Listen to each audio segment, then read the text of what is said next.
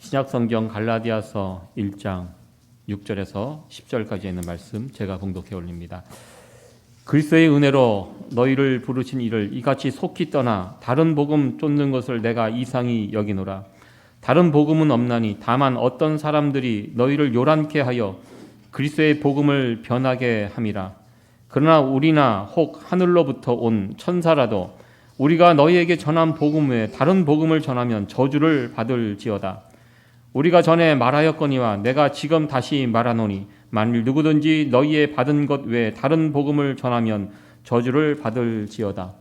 이제 내가 사람들에게 좋게 하랴 하나님께 좋게 하랴 사람들에게 기쁨을 구하랴 내가 지금까지 사람의 기쁨을 구하는 것이었다면 그리스도의 종이 아니니라. 아멘.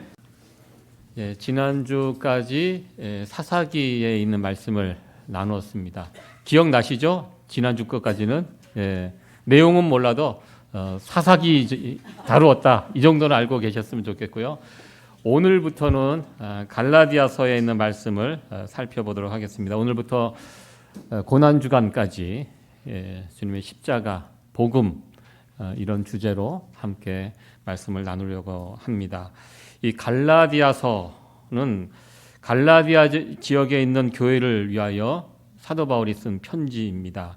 이 갈라디아가 어느 지역이냐면 지금 요즘으로 따져보면 터키 중부 지역입니다. 저기 보면 사도 바울의 1차, 2차 선교 여행이라고 이렇게 지도가 나와 있습니다. 파란색으로 되어 있는 부분, 이 터키 중부 지역을 사도 바울이 선교를 다녀갔습니다. 저 지도에 표시되어 있는 비시디아, 안디옥, 이고니온, 루스드라, 더베 이런 지역이 갈라디아 지역입니다. 사도 바울이 1차 선교 여행을 다 전하고 다시 안디옥으로 돌아왔습니다. 그런데 복음을 방금 전에 전하고 돌아왔던 그 갈라디아 지역에 있는 교회들 가운데 교회를 어지럽히고 있는 그런 소식, 이단들이 들어와서 교회를 어지럽히고 있다라는 소식을 듣게 됩니다. 바울과 바나바가 전해준 복음을 버리고 6절에 보면 이렇게 표현되어 있습니다. 그리스도 은혜로 너희를 부르신 이를 이같이 속히 떠나 다른 복음 쫓는 것을 내가 이상히 여기노라 이렇게 설명하고 있습니다. 참 놀라운 것은요. 먼저 살펴볼 것은 사도 바울이 복음을 전했던 그 시기가 대략 AD 46년, 47년 이때로 추측이 됩니다. 복음을 전하고 교회가 세워졌는데 불과 몇 달 만에 거짓 선생들의 교훈에 갈라디아 지역의 교회들이 넘어갔다라는 소식을 듣게 됩니다. 여러분들 그 누구도 아닌 사도 바울이 전했던 교회입니다. 사도 바울이 전했던 복음, 그거보다 더 확실한 복음이 어디에 있겠습니까? 사도 바울, 하나님께서 이방인들을 특별히 구원하시기 위하여 준비된 그릇입니다. 그 사도 바울을 통하여 하나님께서 보내주시고 그곳에 복음을 전하고 교회가 세워지면 자연스럽게 그 다음은 든든히 세워져 가고 점점 그 복음이 확장되고 교회가 아름답게 이렇게 세워져 가는 것이 정상적인 모습인데 그렇게 복음을 전하고 왔는데 그 교회가 속히 사도 바울이 전한 복음을 버리고 다른 복음을 붙들고 교회가 어지러워졌다라는 소식을 사도 바울이 듣게 됩니다.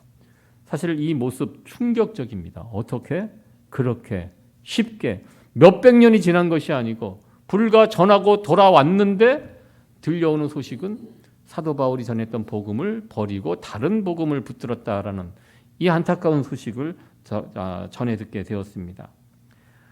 오늘날에도 다른 복음을 전하고 또 그 다른 복음을 믿는 사람들이 많이 있습니다. 여러분 한국 교회가 요즘 많이 움츠려들었다고 합니다. 예전에는 1000만 성도, 1200만 성도 이렇게 이야기를 했는데요. 요즘은 많이 줄어서 800만, 700만 성도라고 요즘 통계에 그렇게 잡혀 있습니다. 그러나 그 700만, 800만 중에 이단 사이비를 믿는 사람들이 대략적으로 많게 잡으면 200만이고요. 적게 잡으면 100만입니다. 평균 150만 명의 이단 사이비에 빠진 사람들이 있습니다. 우리가 이단 사이비에 빠지지 않았다는 거 참 감사한 일이지만 어떻게 그 많은 사람들이 이단과 사이비에 빠질 수 있는가? 충격적입니다. 놀랍습니다. 그 숫자를 보면 답답하고 또 분노하게 됩니다. 사도 바울이 복음을 전하고 몇 달 만에 돌이킨 그 모습을 떠오르면 우리 가운데 이단과 사이비가 이렇게 특세하고 있다는 거 나름 이해가 됩니다. 아, 그럴 수 있구나. 이것이 그렇게 이상한 일이 아니구나. 사도 바울이 전했는데도 그 복음을 버리는 사람들이 그 당시에 있었는데 요즘 같은 이 시대에 다른 복음을 쫓아가는 사람들이 이렇게 많다는 거 나름 또 이해가 되는 그런 모습이기도 합니다. 갈라디아 교회에 거짓 선생들이 전했던 다른 복음, 그 무엇일까요? 갈라디아서에 보면 그 내용이 어떤 다른 복음을 붙들고 있었는지 그 내용들이 나옵니다. 더 자세하게 나오는 것은 사도행전 15장에 그 배경이 나와 있습니다. 사도행전 15장에 가보면 예루살렘 회의 내용이 거기에 나와 있습니다. 이때 예루살렘에 사도들이 모여서 회의를 했던 내용이 무엇이냐면 이 갈라디아 교회의 문제들을 가지고 회의를 열었습니다. 이때 다루어진 문제가 무엇이냐면 이 갈라디아 교회는 이방인들이 세운 이방인 교회입니다. 근데 문제는 거짓 선생들이 들어와서 이방인들에게 사도 바울이 복음을 전해 주었는데요. 그 복음 외에 할례와 율법을 지키지 아니하면 구원이 없다라는 주장을 들고 나왔습니다. 그 갈라디아 지역에 세워진 교회 안에는요, 이방인 그리스도인들도 있었지만 유대인 그리스도인들도 같이 있었습니다. 유대인 그리스도인들 입장에서 보면 유대인들은 다 할례를 받고 율법을 나름대로 준수하고 있었던 자들이거든요. 근데 저들이 할례도 안 받고 그 과거에는 할례 받지 않는 자들과 상종도 하지 않았던 유대인들입니다.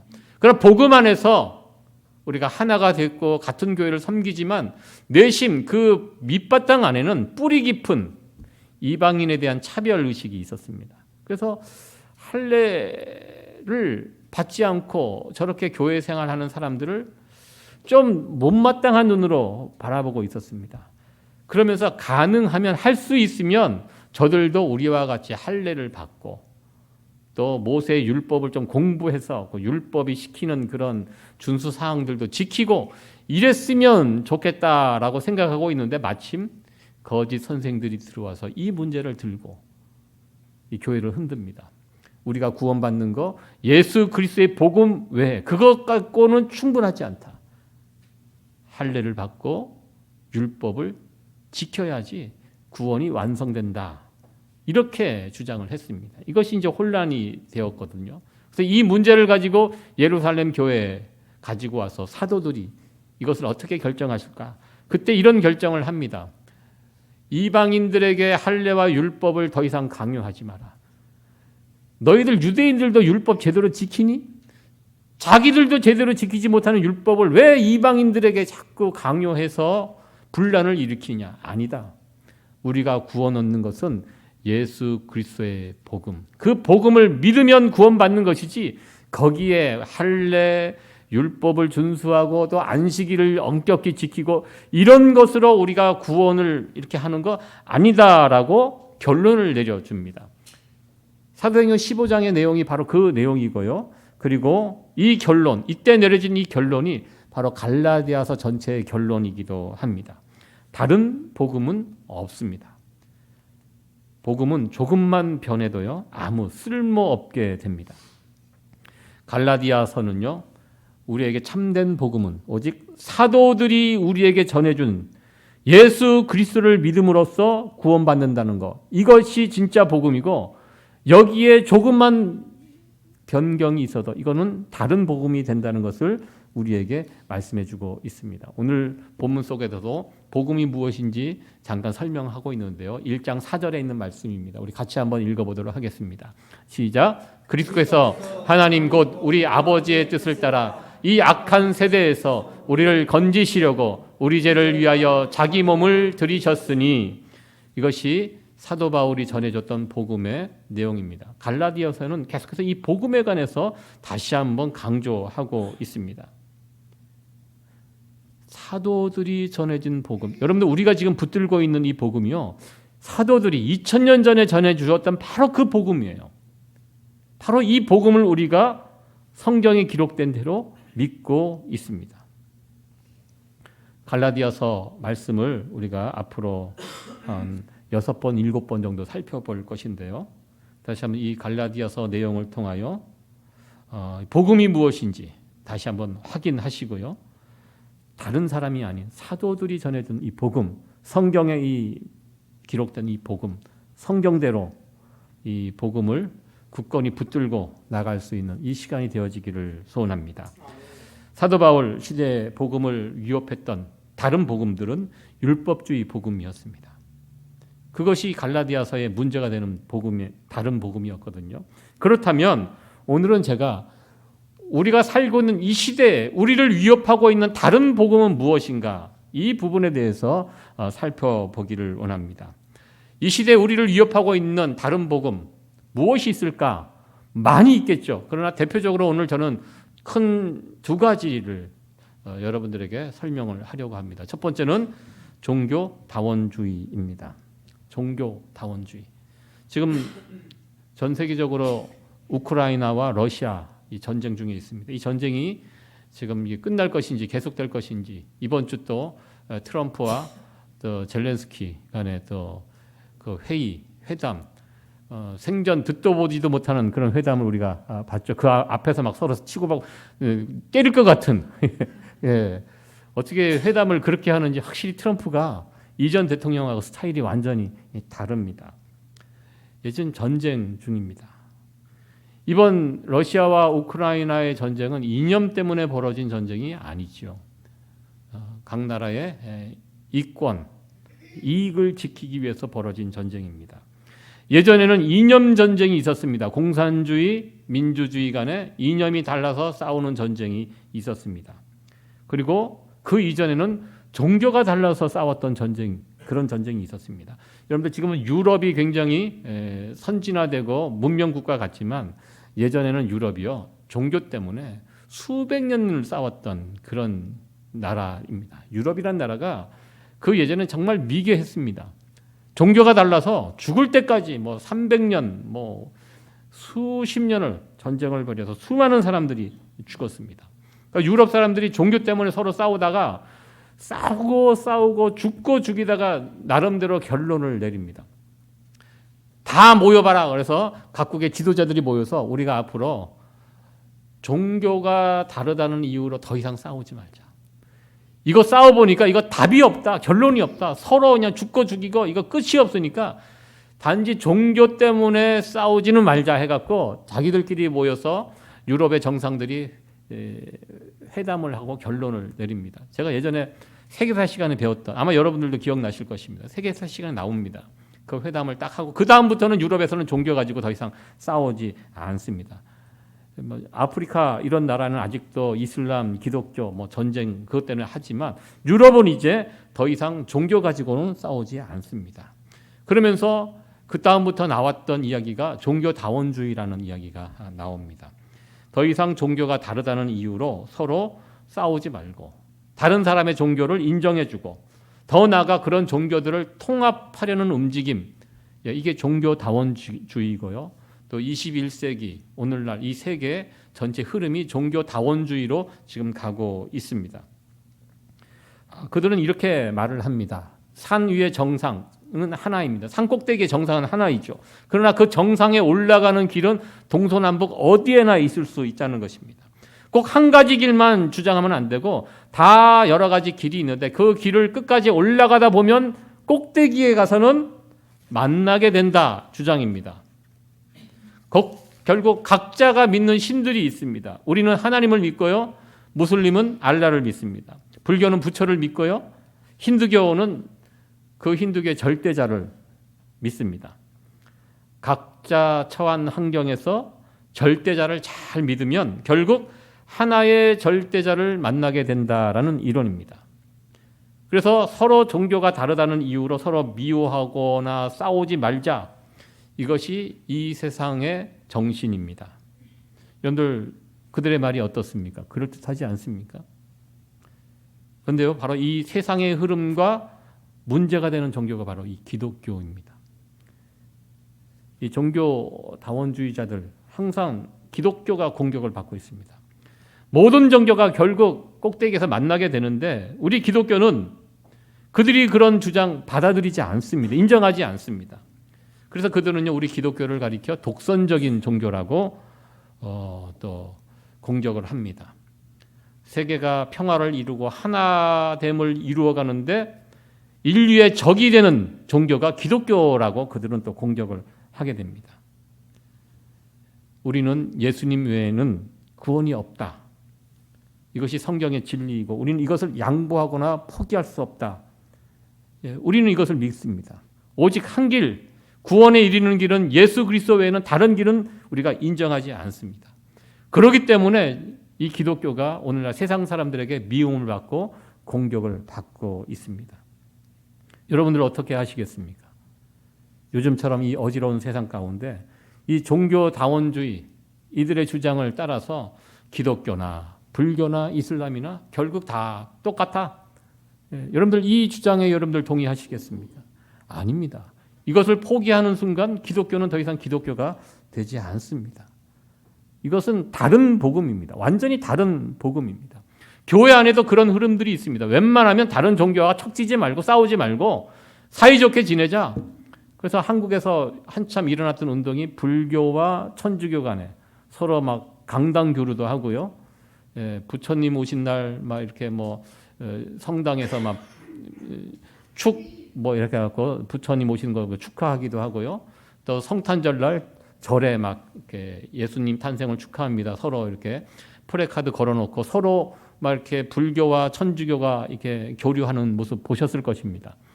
그런 모습을 보고 세상 사람들은 박수를 쳐줍니다. 아, 저들은 정말 앞서가는 종교인들이다. 깨어있다. 저 꼴통 같은 기독교인들만 아직도 자기들만 옳다고 저러고 살고 있다. 예, 이게 요즘 세상의 흐름입니다. 여러분, 이런 것들이 바로 다른 복음입니다. 우리가 붙들고 있는 복음과 다른 내용입니다. 이것이 지금 오늘날 교회를 공격하고 있는 첫 번째 다른 복음의 내용입니다. 또한 이 시간에 우리가 또 살펴볼 것은요, 이단과 사이비들, 다른 복음을 붙들고 있는 이단과 사이비들에 대해서 오늘 간단하게 정리를 좀 해보려고 합니다. 오늘 언젠가 어느 성도님이요, 이단과 사이비 이 부분에 대해서 좀 정리 좀 해달라는 말씀을 주셨어요. 그래서 제가 그 말씀이 생각나서 이 갈라디아서를 시작하면서 다른 복음, 이단과 사이비, 특별히 한국 사람들, 한국 교회에 퍼져 있는 이단과 사이비가 무엇인지 대략적으로 완전히 정리는 못합니다. 너무 많더라고요. 정리가 잘 되지 않습니다. 그래서 전체적인 대략적인 큰 흐름을 이 시간 설명하고자 합니다. 한국 교회를 어지럽히는 대표적인 지금 21세기 2025년도 한국 교회를 어지럽히는 대표적인 이단 사이비들입니다. 신천지 뭐 대단하죠. 여러분들 자주 듣고 있습니다. 이만희, 하나님의 교회 안산홍 장길자, 또 구원파와 연결되어 있는 유병현, 이요한, 박옥수, 네, 이들이 또 가지고 있는 이단 종파들이 있습니다. 이단을 연구하면서 참 우리가 생각해 볼 것은요, 사도 바울 이 시대에도 다른 복음, 이단과 사이비들이거든요. 그러니까 사도 바울은 이단과 사이비를 어떻게 대했는가? 오늘 8절과 9절에 보면 이런 사도 바울이 이런 이야기를 합니다. 우리 8절과 9절 말씀을 같이 한번 읽어보도록 합니다. 시작. 그러나 우리나 혹 하늘로부터 온 천사라도 우리가 너희에게 전한 복음 외에 다른 복음을 전하면 저주를 받을지어다. 우리가 전에 말하였거니와 내가 지금 다시 말하노니 만일 누구든지 너희의 받은 것 외에 다른 복음을 전하면 저주를 받을지어다. 아멘. 예. 사도 바울이 다른 복음을 전하는 자들에게 저주를 받을지어다. 저주를 받을지어다. 두 번이나 강조하고 있습니다. 사도 바울이요, 어디 가서 그렇게 험한 말 하는 분이 아닙니다. 다른 복음, 내가 전한 복음 외에 다른 복음을 전하는 이 이단과 사이비들, 저주를 받을 것이다. 하나님의 저주를 받을 것이다. 두 번이나 선포하고 있습니다.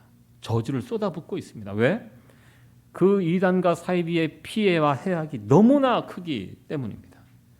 이 한국교회의 이단과 사이비 이 연구해 보면요, 그들이 어떻게 시작이 되었고 그 뿌리가 어떻게 지금도 연결되어 있는지를 볼 수가 있습니다. 여러분들 알다시피 한국교회는 큰 부흥의 역사가 있었습니다. 1900년도 초반에 한국교회 대부흥운동이 있었습니다. 평양을 중심으로. 그때는 기독교가 남한보다는 북한 쪽에 훨씬, 이 교회가 70%가 북한 쪽에 있었습니다. 평양, 원산, 평양과 원산을 중심으로 대부흥, 하나님께서 부흥의 불길을 열어주셨습니다. 성령의 부흥이 일어났습니다. 제가 이 이단을 이렇게 보면서 이 성령님을 제대로 잘 이해하셔야 돼요. 성령이 우리에게 임해요. 하나님의 영이. 엄청난 사건이거든요. 근데 이 성령을 제대로 감당을 못하는 거예요, 사람들이. 그러면서 이단에 빠집니다. 내 안에 임하신 성령님을 어떻게 감당할 수 있는가? 디렉션대로 하셔야 됩니다. 그래서 한국교회 부흥운동을 보면요, 부흥의 역사가 일어나면 한편에는 말씀 사경회로 연결이 됩니다. 그것이 올바릅니다. 이 성령의 불꽃이 붙었을 때 하나님의 말씀으로 돌아가서 그 디렉션대로 살아가는 사람들은 정말 바르게 성령운동이 일어납니다. 그런데 그 성령을 받고 나서 말씀을 떠나서 신비주의, 뭐 어떤 그런 쪽으로 빠지기 시작하면 결국 사람이 이 성령님을 감당하지 못하고 망가지는 모습들을 보게 됩니다. 한국의 이단의 역사가 바로 그런 모습입니다. 1907년도 한국의 평양과 원산의 대부흥운동이 일어났을 때 한국교회가 새로워졌습니다. 사실 한국교회가 오늘날 이렇게 부흥했던 것이 바로 그때의 그 영향입니다. 그 불꽃이, 거기서 불꽃이 튀면서 오늘날 한국교회에 놀라운 부흥의 역사가 일어났는데요. 그런데 한편으로는 부흥의 역사와 더불어 악령의 역사가, 마귀와 사단들이 가만히 있겠습니까? 이 성령의 역사가 제대로 붙여가도록 가만히 보고 있겠습니까? 성령의 역사가 일어났지만 한편으로는 마귀와 사탄을 통해서 악령의 역사가 또 동시에 같이 일어난 것을 보게 됩니다. 그러면서 처음 시작된 것이 1917년도에 이순하라는 할머니가 정교도라는 이름으로 한 400명 정도를 이끌고 계룡산에 들어갑니다. 이 사람도 보통 하는 것이 직통계시입니다. 하나님이 나에게 직접 말씀하셨다.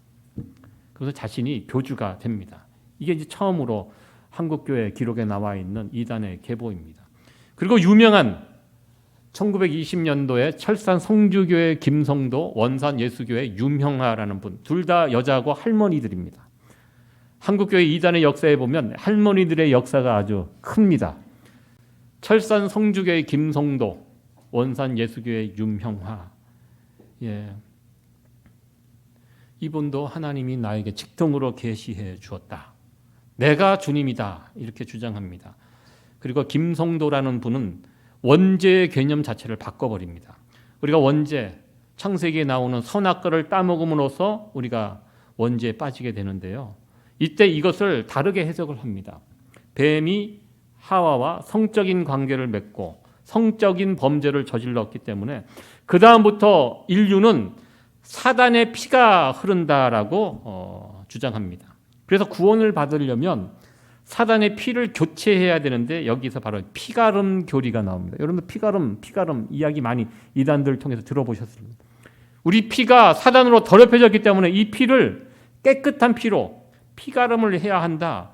이게 이제 김성도의 교리입니다. 그리고 재림이라는 개념도 바꿔버립니다. 재림, 우리가 알고 있는 재림은 무엇입니까? 예수님이 이 땅에 다시 오시는 것이 재림입니다. 그런데 이 사람 김성도는 예수님의 재림이 몸이 오는 것이 아니라 영이 오는 것이다. 인간의 몸에, 그래서 예수님의 영이 올 때 인간의 몸에 임하는 것, 이것을 재림이라고. 그래서 언젠가 인간의 몸에서 예수의 역할을 하는 한 남자가 한국에서 태어날 것이고, 그리고 그 몸에 예수의 영이 오게 될 것이다. 이렇게 주장을 합니다. 이것을 새 주파라고 그들은 주장합니다. 새로운 주님을 믿는 교파라고 해서 새 주파, 김송도, 여러분들 구글에서 찾아보시면 김송도 세주파 이렇게 나와 있습니다.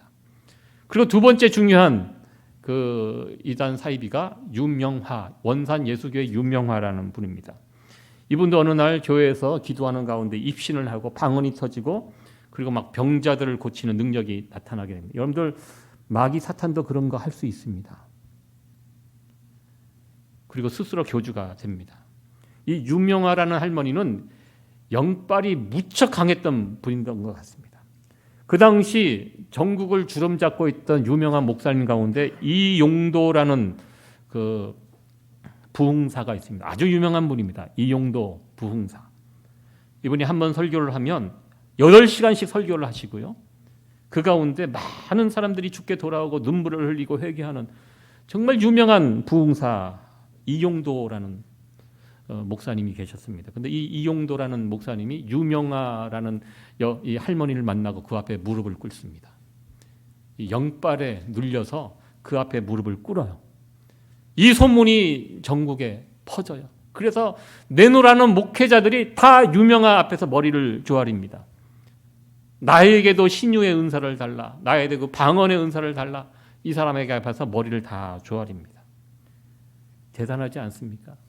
그 머리를 조아렸던 사람들 가운데 이 백남주라는 사람이 또 있습니다. 이 사람은요 엘리트입니다. 김송도, 유명화 이런 사람들을 쫓아다닙니다. 이 백남주는요 평양신학교를 졸업한 목사입니다. 평양신학교가 어떤 신학교냐면 제가 총신을 나왔거든요. 총신의 전신이 평양신학교입니다. 공산화가 되면서 평양신학교가 내려와서 총신이 되고 장신이 된 것입니다. 정규신학교를 신학을 전공한 사람이 이 유명한 김송도를 쫓아다니면서 나름대로 김송도 유명한 신학을 공부한 할머니들이 아니거든요. 그래서 나름대로 이들의 신학을 정리를 해줍니다. 그래서 3시대론을 이 사람이 만들게 됩니다. 구약과 신약만 있는 것이 아니라 새 생명의 길 시대, 새 시대로 있다. 그래서 지금은 우리는 신약 시대라고 우리가 지금 이야기하잖아요. 우리가 살고 있는 이 시대를 신약이 아니라 새 생명의 길 시대라고 이 사람은 이야기합니다. 이 김백문이라는 사람도 세주파, 김송도의 세주파 이 두 교리 아까 재림과 그 부분에 관해서 제가 원죄 이 부분을 이야기해 이 사람이 정리를 해준 것입니다. 김백문이라는 이 사람 목사입니다. 인간의 타락은 성적인 범죄이며 그래서 피를 교체해야 한다. 그리고 언젠가 한국에 재림 예수가 오고 그 안에 예수의 영이 들어갈 것이다. 이렇게 주장했던 사람이 김백문. 이들의 그 이단 사상을 신학적으로 정리를 해줍니다. 항상 이단은 그렇게 나옵니다. 누가 나타나고요. 그 밑에 사람들이 이 이단들의 신학을 정리를 나름대로 해줍니다. 그 역할을 김백문이라는 목회자가 해 주었습니다. 그렇다면 이제 그 다음 단계 뭐가 나올까요? 앞서 이들이 예언한 어떤 한 남자가 이 땅에 와야 합니다. 그리고 그 남자가 오고 그 몸에 예수의 영이 들어가고 이제 메시아가 되는 것입니다. 앞서 한 남자라고 예언한 그런 자들이 이 땅에 이제 나타나게 되는데요. 그렇게 한 다음에 나타난 자들이 바로 그 유명한 박태선과 문선명. 이들은 그 앞서 예언한 사람 그 남자. 그래서 그 위에 예수의 영이 임하고 이들이 이제 메시아가 되는 것입니다. 이 순서로 나옵니다. 이 박태선 아마 여러분들 들어보셨을 것입니다. 이 박태선 굉장히 유명한 사람이죠. 전도관, 박태선 전도관. 지금도 한국에서 가보면 박태선 전도관의 그 영향력이 곳곳에 전국 곳곳에 있는 것을 보게 됩니다. 이 박태선 씨의 전도관이 왜 유명하냐면요. 이 사람들은요. 종교 활동만 하지 않고요. 양로원, 고아원 같은 거 세워서 정말 좋은 일 많이 했습니다. 영화에도 많이 나와요. 이 박태선 씨 이 했던 일들 정말 살아있는 예수님처럼 정말 착한 양과 같은 그런 모습으로 이 일들을 했고 이 전도관의 영향이 지금도 남아있는 것을 보게 됩니다. 그리고 지금 한국의 이단들은요, 이 박태선의 열매들입니다. 여기에 이 계열을 따르는 사람들이 너무나 많이 있습니다. 그 박태선을 따르는 사람들 가운데 유재열 씨가 아마 여러분들 낯이 익은 이름인데요. 유재열. 이 사람이 어렸을 때는 기계 체조 선수였습니다. 근데 어머니가 교회 가서 기도하다가 중국어 방언을 받습니다.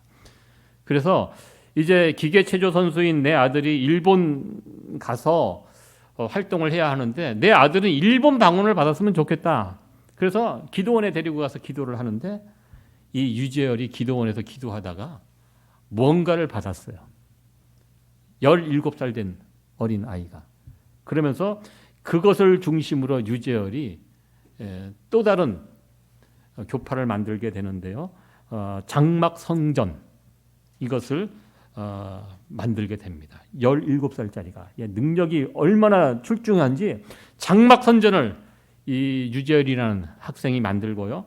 여기에 사람들이 이 장막 성전에 들어오는 자만 구원받을 수 있다 해갖고 그 당시 5천 명이 모였습니다. 5천 명이 모여서 집단 생활을 합니다.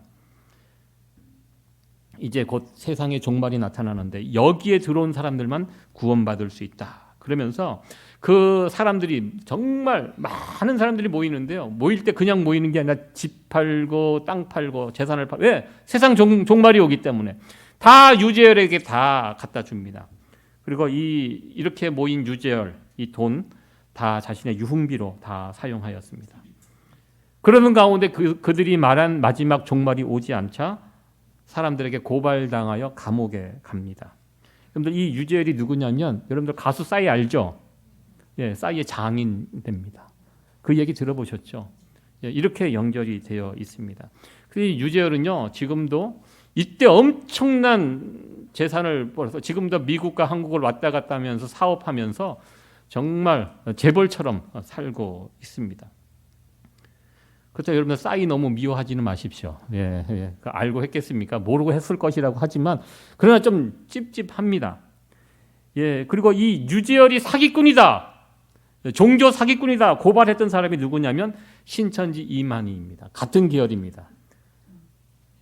유재열이 사기치는 걸 보고 저 가짜다. 그리고 그것을 그대로 자기가 그대로 가져와서 이만희가 저건 가짜다. 진짜가 나다. 예. 내가 그 남자다. 나에게 예수의 영이 이제 언젠가 오게 되면 세상 종말이 온다. 그래서 그것을 바톤 터치했던 사람이 바로 이만희입니다. 다 박태선의 부하들입니다. 그러니까 세주파 김송도 유명화로부터 이어졌던 흐름이 지금 이렇게 내려온 것을 보게 됩니다. 그리고 이 정명석은 문선명의 제자입니다. JMS 정명석 얼마 전 방송에서 나왔죠. 통일교 하면 제일 유명한 것이 피가름 교리 아닙니까? 성적으로. 이 정명석이 무슨 짓을 했습니까? 예, 젊은 여대생들 다 이 성적인 그런 죄를 짓고 이게 고발돼서 지금 감옥에 성범죄자로 지금 감옥에 가 있는 것이 정명석. 이 피가름 교리를 가지고 피를 깨끗게 하겠다 하면서 젊은 여성들 건들고 그리고 고발당해서 지금 감옥에 가 있는 사람 정명석입니다. 다음 중요한 하나님의 교회 한국에 가면 이 하나님의 교회 안산홍 장길자 이 이야기 또 너무나 많이 있습니다. 이 안산홍 장길자는요 안식교에서 나온 이단입니다. 이들도 시한부 종말론을 주장했습니다. 이들은 1988년도에 세상 종말이 온다. 올림픽을 맞춰서 그때 세상 종말이 온다고 그때 예수님이 재림하신다 이렇게 주장했던 사람이 안산홍입니다. 근데 좀 우습게도 안산홍 씨가 이것을 주장하고 교세를 불려나가는 도중에 1985년도에 식당에서 국수를 먹다가 그게 체해갖고 죽습니다. 안산홍이. 그러면 이게 없어져야 되잖아요. 종교가. 그런데 없어지지 않고요. 그 남은 사람들이 모아서 이 죽은 국수 먹다가 죽은 안산홍이 다시 살아나고 재림할 것이다. 이거를 믿고 지금도 한국에 가면 건재해 있습니다. 누군가 수장이 있어야 되잖아요. 그래서 안산홍의 둘째 부인 장길자라는 부인이 하나님 어머니 역할을 지금 하고 있습니다. 본인을 가니까 나는 하나님의 어머니다. 여자니까. 그래서 지금 교세가 지금 이 교세도 빵빵합니다. 이 장길자라는 이 분은요 어떤 분이냐면 이 안산홍의 두 번째 부인이에요. 처음에는 안산홍의 그 교회의 신자였습니다. 각자 가정이 따로 있어요. 그러나 그 교회 안에서 둘이 눈이 맞아갖고 같이 돌아다닙니다. 그래서 가정이 깨지고 이혼하고 안산홍과 장길자가 이제 결혼을 하고, 그러고 이제 같이 살다가 안산홍이 죽으니까 장길자가 이 모든 것을 이어받아서 나는 하나님 어머니이다. 이것이 하나님의 교회 안산홍 장길자 이단입니다. 그리고 요즘 한국에서 또 구의를 떨치고 있는 구원파가 있습니다.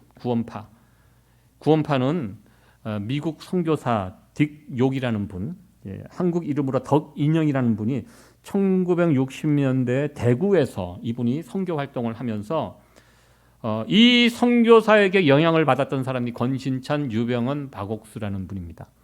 여러분들 유병헌 누군지 아십니까? 세월호 사건 때 갑자기 죽었는지 안 죽었는지 모르겠습니다. 유병헌 씨의 시신이 발견됐다라는. 이 구원파에 관련된 이것도 엄청 박옥수 기쁜 소리 선교회 한국 가면 정말 많습니다. 여기에 빠져 있는 사람들.